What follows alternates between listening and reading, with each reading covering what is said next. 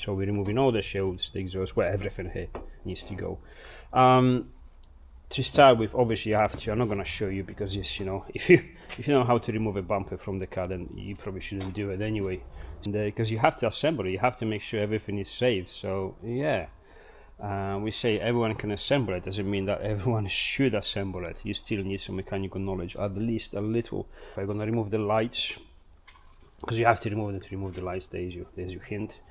But I'm going to show you a couple of steps, obviously, because if you don't know, blah blah, then it's good to have the knowledge. So inside, let me turn the light on. So inside, once you remove this compartment, there you go, you see one of those, which looks like this, which actually had a rat nest inside there. That is why it's so clean, because I actually cleaned it. It was a proper nest.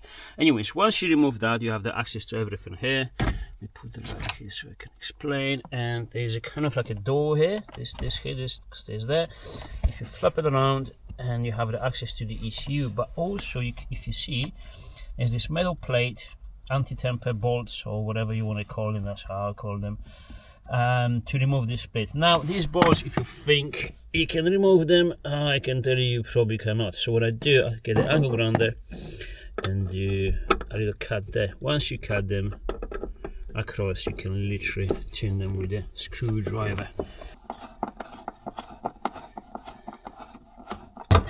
Okay, so once this is off, you can lift this. You have to lift it at least a little. You can see the ECU there.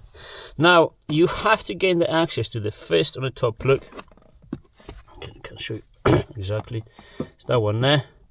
This one is untouched. This one, you remove it or not, I don't care, but you have to gain access to it, because there are 3 wires. There are actually 2 wires that you have to connect or add from my wiring room to 2 of them.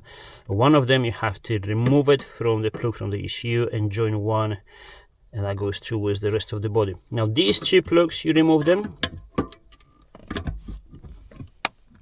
One. That's the second pin there. And 2. Okay. So you remove that later on. Also you remove, let me put the camera here so you should be able to see it the way it's supposed to be. No, maybe not. These 2, you see that white one, yellow brownish.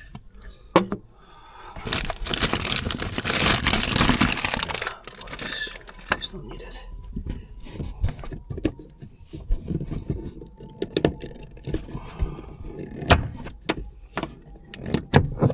All right, so then you have this pin here holding everything together.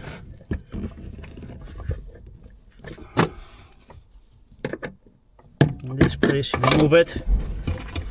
This one, do whatever you want and rip it off. That's it.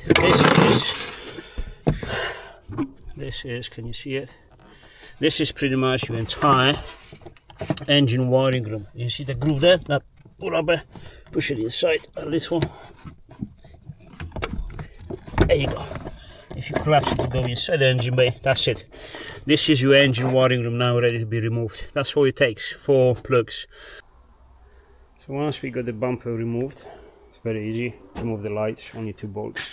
1, 2, they clip off, and there's a plug. Remove all the rest, and now I'm going to show you how to remove the left wing. This is quite useful because we actually treat it as a cover of the airbox, because literally between the body and the wing we use this part as air filter box. So first, well, not first, but there's a lot of things to do. You remove that bolt there. Once you remove it, this slides off, because usually this is cover for the mounting point for the hardtop. Once you remove that, there's another bolt there. And obviously if you have the hardtop, this is slightly easier, a little bit, because you don't have that and you have easier access to behind there. So you remove that, obviously this one first, and then what I'm saying, that you have to remove the bolts behind there. There's 2 10mm bolts. Now what you do, put the roof down a little if it's a soft top. This out is 2 kind of plastic, clips. Take them off. pull them up, slide this out, you know, like so, and it's going to uncover another 10mm socket bolt there. There's another 2 of them here. These bastards are that pain nice to remove sometimes. Also there is another 1, 2, 3 10mm bolts. Now if they snap, yeah, don't worry about it, you know that almost all of them snap. 2 of these plastic clips that holds this in place. This one here, for example, is so rusty inside. There's a bit of rust here. It snapped the bracket inside, so nothing we can do about that. Don't matter. So once you remove these, so this one here, you have to remove this kind of cover. Now this kind of cover has a bolt which is there, so you have to put the roof down to access it. It's a 10mm. Once you remove it, I'll show you from there how it looks like. There you go. You see, is that one there, and this clip here goes in there. So you have to kind of, you know, unclip it. Once you remove it, put it on the side. You know, this you can remove it more if you want, or no, just leave it. It doesn't really matter at that point. Once you got access to that bolt, that's all it matters. But what we wanted to get is to be able to remove that bolt, because at least there's a first bracket on the bottom there, clip that holds this. Once you have this loose, what you do, you prime it with a screwdriver, but be gentle, don't ruin the lacquer here. If you put a screwdriver deep enough, you get to the edge there and you're not going to ruin anything. And then there's 1, 2 and 3 rivets. Drill them out. If you're not going to drill them out, obviously with the hard top is different, but with the soft top there's a lot of fabric here and it's difficult, it's a pain in the ass, because you have to remove a lot of this to get to these bolts, and there are bolts to hold this. And then even once you remove it, you know, the whole bracket has to come off. It's a pain in the ass. Everyone does this. All the guys who race and remove them quite often, they just do this trick. 1, 2, 3 rivets. It will not make anything flappy. I use it on all the cars we made. A lot of people do it. This is the best way to do it. Just remove that. Honestly, it's not needed. Once you remove that, there's another 2 bolts here. 1 here, 1 here. 2 bolts on this side. 1 here, 1 here. And this starts to be starts to move out. Obviously this, you see, there's a plastic here that stays in, that needs to be removed because it's clipped inside there. So work your way out. There's another one here that you have to remove. It's a 10mm bolt. Again, might be quite rusty, and on the bottom that's quite loose. Now I need 2 hands to do it, so I'll show you once this is removed what's underneath. But this is roughly how you remove it. This is the most pain ass at the beginning when you do of the jobs, pain ass of the jobs. Once you've done it, it's fine. Afterwards, it's just gonna be a few bolts and it comes off as easy as an airbox lid. Honestly, yeah, it's that easy. But not the first time.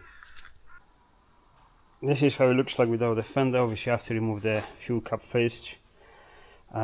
This will stay, there you go, with the flap, fuel flap. This literally just twisted. Yes, it is very easy to twist it and remove it. Leave it there, don't damage it. Now these bastard, I already removed it. There's only 3 clips. There's 1 there, 2 inside there. This you just rip it off. This is scrap already. Don't keep it, whatever. Don't need it. This will have to be removed, so you can just cut it there or drill these rivets here, 1, 2, 3 and 4, or just do an incision with angle under here and there and remove it, whatever you want. Whichever way you want to remove it, just remove it. It's not needed. All the rest stays. This one has to be removed as well. There's 1 bolt there, 1 bolt there, and another one there. But this stays. This is crucial because this is obviously our fender. This will prevent any water spray from the wheel to go into the filter because we have the air filter here. Now this is what I show you. This is supposed to bring fresh air inside the engine bay, and it doesn't, or if it does, it's so little that there's no difference. We've tested it. And if you're thinking that inside the air filter this pipe brings fresh air, yeah, I want you to think again. Still to this day it is very unclear how Toyota was thinking. I mean, what this is supposed to be doing. out the engine bay, back into engine bay. What's the point? This is how it looks like once you remove everything, or at least how it should look like. So that removed, that no longer there, only takes a few seconds to do it, and all of this is ready. Now that's what we remove. The shield on the back, it's a few bolts, you got the exhaust exposed, which one of the really positive things about changing this engine, or changing this exhaust, is that this fucker weighs an absolutely lot of weight, and the engine is right on the back, so yeah, that has a pendulum effect, which is not good. Now anyways, once you remove all the bolts and all the stuff, usually it's quite difficult to remove this, although on this side you can just remove these bolts, it's easy, but on this side is an absolute nightmare. But what you do, here's a tip for you. Yeah, same on this side. It's like, whoa, what I'm gonna do, I'm gonna put a new exhaust. You said, you know, they use these hangers. Yeah, we're using these hangers, the metal ones. This one here, but we supply new rubbers, so made that job easy. There you go. Off she goes. This is weighs absolutely a ton. Once you have it, you see it. So this conversion is probably worth just because of saving all that weight. Yeah, I think something was living in here in this car. yeah, that's not normal. Never seen anything like that. Anyway, get back to us. Once you remove the battery, you have to remove the battery tray 1, 2, and there's another bolt hiding there. As you can see, it is, well, it's behind it on the bottom. 12mm socket, you remove it. Once you remove it, you get access to everything. So yeah, airbox, the pipe that goes from there to the airbox, and then you have the throttle cable, and people sometimes get stuck to undo this and get it unhatched. Well, there's a solution for that.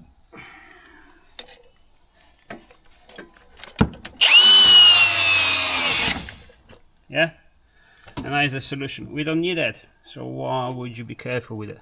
Get it out. Anyways, let's go forward. At this point, when the battery has been removed, don't worry if that one snaps like this one, we don't need it. These two, however, we do need them because you use them as an anchor point for the charge cooler mounting system. So yeah, at this point there is one thing to say, that you now, if you purchased one of my subframes, at this point, get the subframe out. You know, anchor the car, the chassis somewhere, because it can't be on the wheels, because you're going to remove the suspension components. Or you can remove this, the subframe. It's only, you know, 4 bolts, 1, 2, 3, 4 from the arms, and 4 bolts keeping it on the chassis itself. So it's good to do it, you know, it's good to do it. You can also remove the anti-roll bar, which, to be fair, roll bar on this, and especially the back one, is a good upgrade, because they, once you start having more grip, they start to roll quite a lot. So I think anti-roll bars are the most important suspension mod on these cars, but again, that's besides the point, is outside of the engine swap. But yeah, so that's something you can do, and because you can, if you do that, you can remove now everything, including that exhaust, because that exhaust sometimes doesn't want to come off because these bolts are quite rusty. And if you remove the subframe, you can remove everything at once, including the exhaust, so it saves you time to removing that, because then obviously these are the famous catalytic converters, and they're actually anchored to the engine with those brackets on the bottom there. You know, quite uncomfortable to remove them, so again, if you remove the whole lot, it gets your job much easier. Now, if these bolts are actually not seized, these ones and the front ones, because you know, we know the standard subframes are quite crap. If nothing is seized and you can remove it fairly easily, this would be actually nice to remove it anyway. The only thing I would suggest is to put the markers on the marker pen and mark the position of the adjustment, so you put it back on as it was. But it may actually be advisable to, you know, remove the subframe anyway, because this is way less work than actually doing that stuff. And while you're removing the subframe, you can inspect the bolts and steady this, blah blah. So yeah, it's quite beneficial. So yeah, you're adding some of the work by actually subtracting a bigger job. So anytime you can inspect everything and regrease. For example, the bolts go in the subframe, in the chassis from the subframe.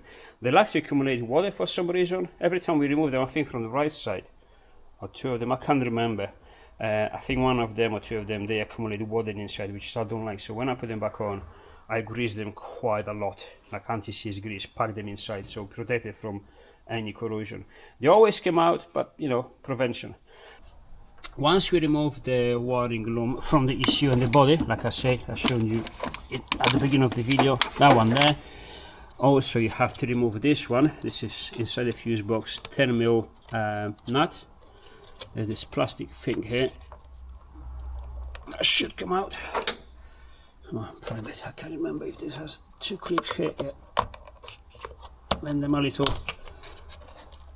There you go. Take it off. Come on, buddy. 100. Don't worry about that. We have plenty of them. And then there's also another separation, but this is part of the wiring loom, and it interlocks with.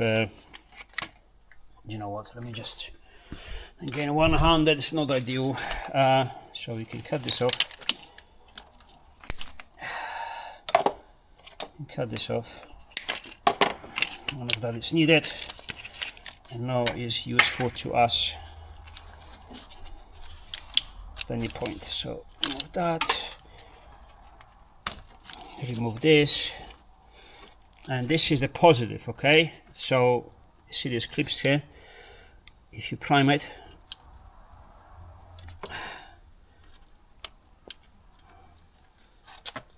like say, this is new challenge doing everything 100. Right. There you go. You separate these two positives, and as you can see, this one, the bigger, the thicker one, stays within with the engine harnesses. Right. This other side stays with the body. The body, so the MR2 body, or the rest, needs this as a positive straight from the battery. Or the way we do it is bring it back up there. Okay, I chop these ones off. I make it slightly smaller. Then what I do is do this small incision here, the small cut here. This blade is not too sharp anymore, but it will still do the job. One here, there's two ribs, so if you cut just against them, I mean, I've done this a million times now, so this is the best way to do it. You see? And then obviously you cut that off as well. Again, 100 to show you. That's enough to bring this over here. Obviously, that's why you have to remove these leaves. Put it back there. So all the power points comes from here. We share it, and then from here we're gonna run the battery, the cable for the battery. Which usually with these conversions, what I do, I just put them behind the passenger seat, because then people do it. We can put it inside the compartment where the ECU used to be. I don't know, to be honest. The thing is, I always done it so the customers finish it off themselves, but there are a couple of conversions, including this one. We haven't discussed with the customer that, yeah, we have to put the battery somewhere, so I have to discuss with him what is the option that he prefers. Yeah, it's always something, isn't it? Anyways, we're gonna go through this stuff all together. So yeah, this is the positive situation. Now you can see there's that wiring loom continues, goes here. So you remove that clip there. So what that is this plug here. This plug here is your third lambda sensor. So again, this is absolutely not needed. There is another clip over there behind this reservoir. I don't know if you can see it. If you don't, at least you know what it is. You unclip it, everything comes off, and this is your entire wiring loom free. Obviously there are a couple of things, a couple of clips here like this to the engine mount. We can just chop it this way. There we go. There you go. This is your earth, and this earth, as you can see, goes from the battery to the body to the gearbox. Now you can use this if you want to, no problems, because again connects the gearbox, which is the engine, to the body. But this is off topic, well, actually it is on topic. there are some earth points, negative wires points on the body. These two, and there's another one there. Now these, because they are inside the wheel wall, inside the suspension turret, they have quite a lot of water spray from the inside. So what they do, that water brings quite a lot of corrosion from inside, pretty much the rust. So when you take these off, between the two metals there is a layer of rust, and what that does, it creates an insulation, so you don't have a good earth, and that causes quite a lot of problems with the wiring system, no matter the conversion or not. So that's something you want to check both sides. I had problems with this before, and unfortunately what happened, that the car was stood in a workshop for a couple of months. We've done the conversion, and after plugging all the wirings up and connecting everything, nothing was working correctly. So obviously, clearly, I presumed it was my fault because I messed with the wiring loom.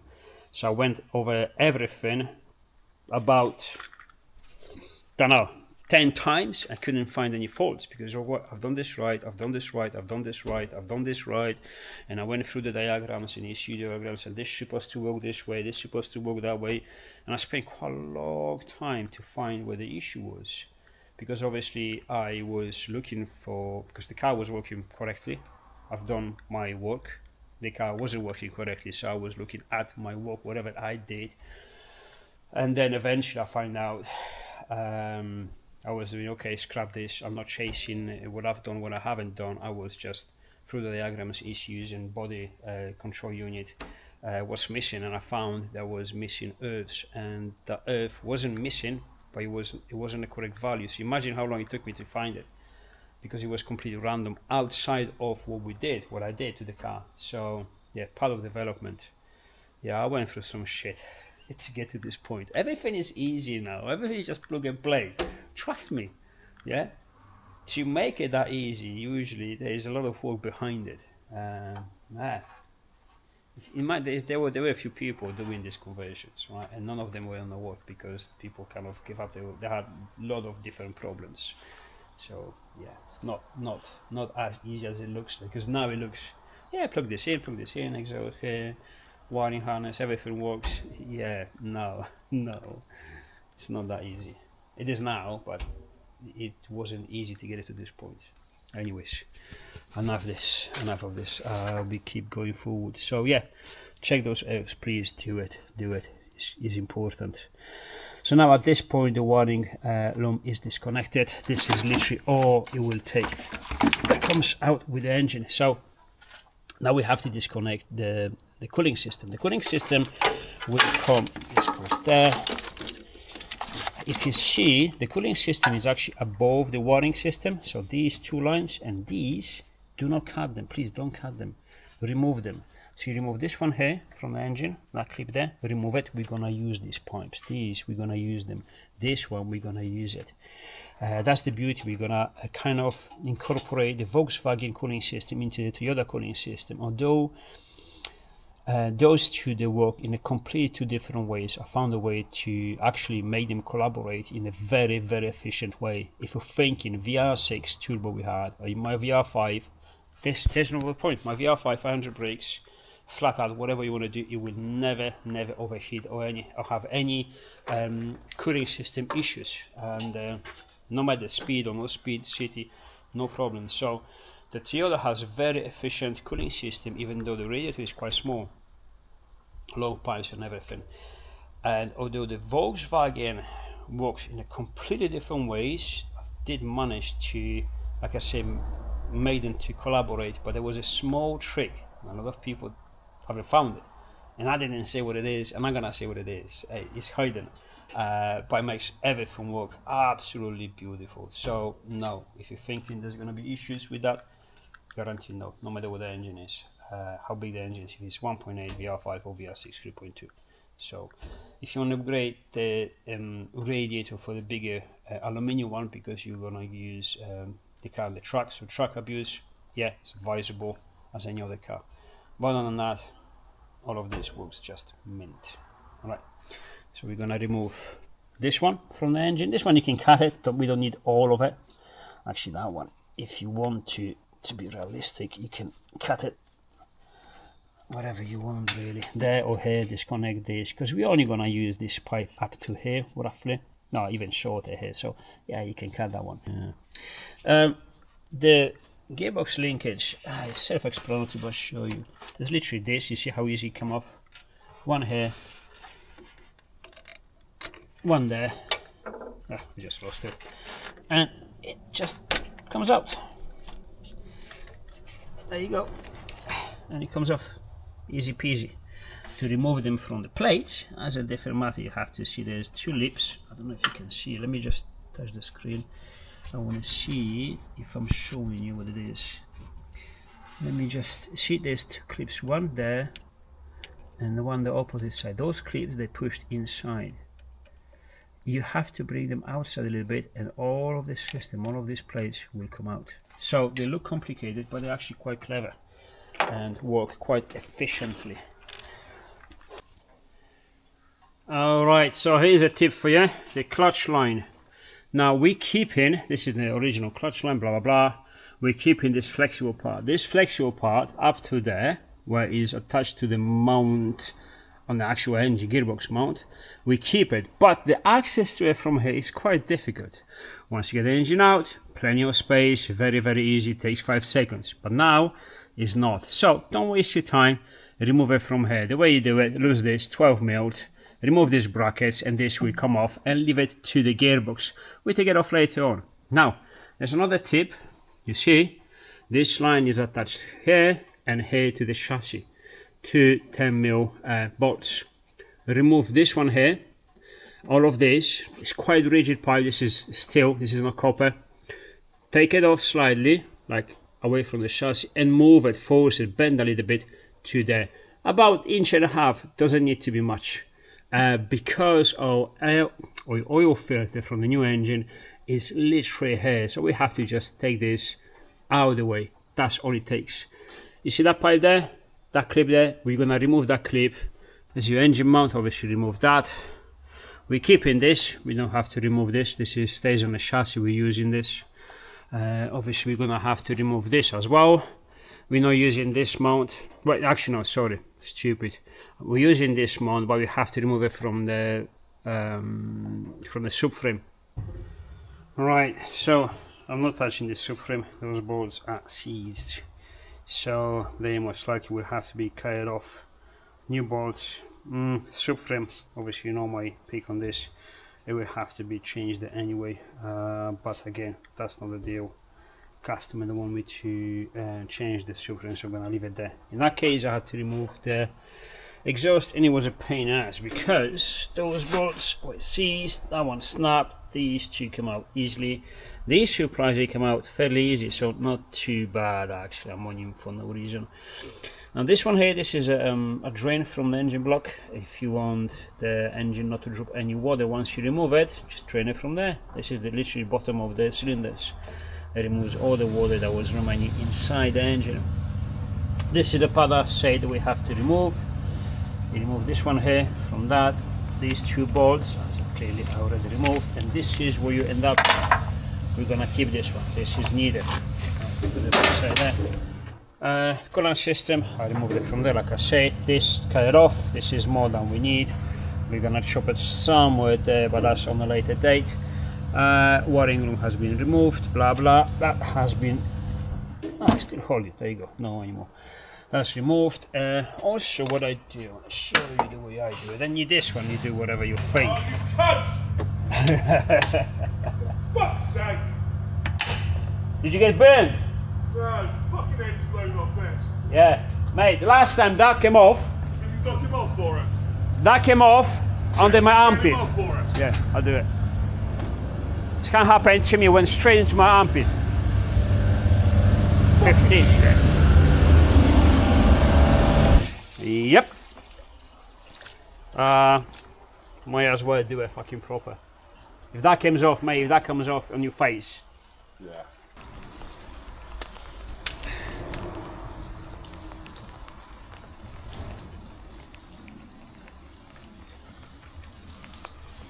be careful with this. I don't think we last.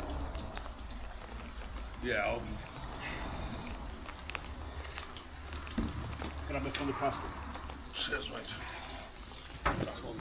Put it back on steam. Jesus. This fucking float. What the fuck is going on here? What? Cheers. Off she goes. It's fucking mad. Anyways.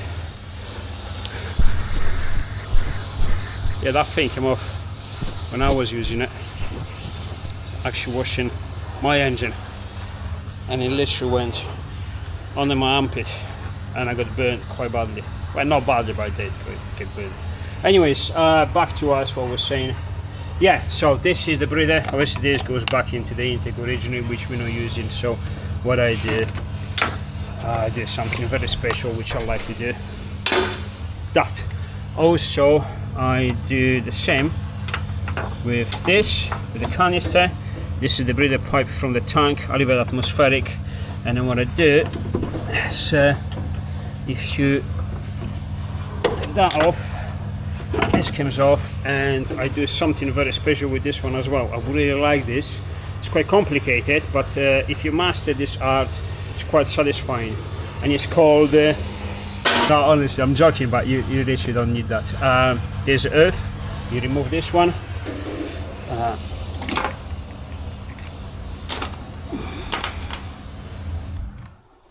Quite a lot of tools actually going in this. It's quite a lot of bolts and nuts been seized on this engine, on this car, because it looks mint. It looks a very fresh chassis, but a lot of bolts and nuts gave me quite a lot of problems. Spending much more time on this than I usually do. Yeah, it's one of them. Sometimes they look crap and they're absolutely awesome, and sometimes, like in this case, the absolute opposite. Oh, the drive shafts. What I do with the drive shafts, I literally cut them. One there, one there. We don't reuse them, we don't need them, chop them off, we don't go around it. But you have to be careful because they're in tension. And what they like to do, they like to grab the angle around the disc when you cut them, and it could be dangerous. So, you know, if you never done it, don't. If you did done it, bear in mind, you know the trick. You know, be careful. But yeah, I cut them off. I'll see you in a bit. Okay, so now at this stage, remove the whole wiring loom. I get it inside the engine bay, get it nice and loose, because you need to have the access to the gear linkage. One has been already removed, that one there. To be honest, that one wasn't even in properly, was only halfway in. So again, this engine has definitely been replaced and didn't put them back together as it should be. Anyways, so this one here, like I said, if you take these lips, those tongues out, the whole thing will slide out, but grab it from underneath, not from here, because that's plastic, and if you break that in your cable, so be careful. There you go, you see, it's easy. If you do it the right way, it's very easy. Now there was a bolt here, that was from the earth, like I said, and that's it. Well, as I'm doing this, I haven't done this before, but have you noticed this bung, this rubber bung? Do you remember the pipe I told you to prepare on the engine, that I welded up, but so you could actually put something like this on it? That looks exactly the same diameter, so maybe from 1ZZ engine we could use this one to put on the Volkswagen pipe, and that could be a good solution. I need to check it because it looks exactly like something that we would use in that. Anyways, shafts guided both sides, wiring loom inside, everything has been disconnected, quite easy.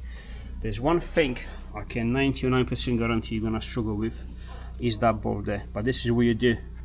1/2 inch angled, that you remove almost all 3 of the bolts. I remove 2 of them. The last one you're gonna leave it just enough on so you can remove it by hand after. There's 3 of them. I've shown you that before, I think. If not, I'm gonna show you again. Let me just remove that nut. There we go. Now, Theoretically, once you remove these nuts, that will slide off because this stays on and the engine drops from it. We have 3 studs and these are bolted to the bottom, 14mm socket. But if you remove it, because this engine mount is fluid filled, it will dampen whatever you're trying to do with the nut, even now. So what I do, I leave them on the engine so there's resistance, this won't turn, and you remove that bolt there. That bolt there is 17mm spanner and it's fucking hard. So what I do is just literally my hand here and then turn it around. Now it's loose, but trust me, that was a pain to remove. That was really, actually let me remove it and show you. And usually most of the corrosion is not actually inside the threads, it's on the mount itself, which is aluminium with the steel bolt inside, which is not really a great combination of materials. When we do, if you see the billet stuff that I use, and when we have threads, we have helicoils inside. So metal is on metal, not on aluminium. Well, metal, but you know, still on steel, not still on alloy. Take it all off. Just to show you. See what I mean by 3 studs, and this is the fendant. Even now it won't come off because the corrosion actually happens between this and there, not inside there. This is the beauty of Toyota. Usually even these bolts, when they look crap, they always come off. Threads are always nice and good quality. Yeah, so the way I've done it, obviously I got the lorry truck's wheel underneath with 3 chunks of wood. On the side. On this side, what we have remaining is only that bolt there that goes through the mount. When we knock this one out, engine, there will be nothing to hold the engine anymore. Remove that from the subframe. So let's see.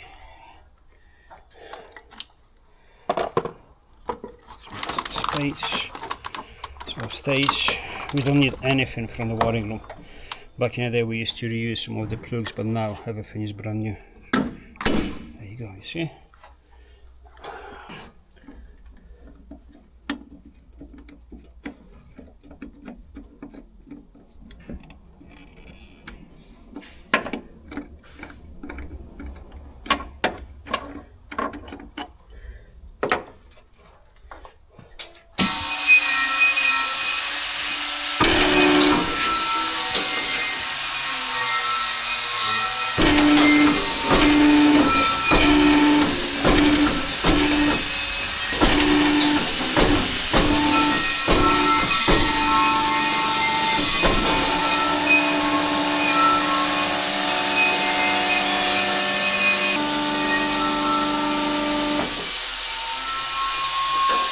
And voila! Jesus, so much noise today.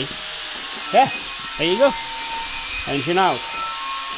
You see, there's not much around it on this side.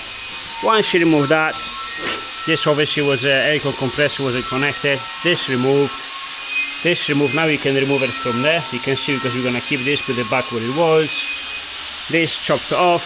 This disconnected. Is a brake booster servo. And careful obviously on these. This you need it. This one you need it. I'm gonna keep it. And that's it really. It's not difficult.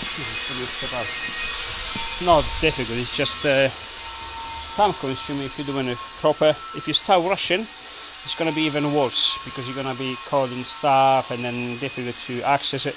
But this is roughly the process you want to do it to make your life easier and time be more efficient. And now we almost said with the new engine in, but before doing that I need to show you how to prepare the chassis for that. So stay with me.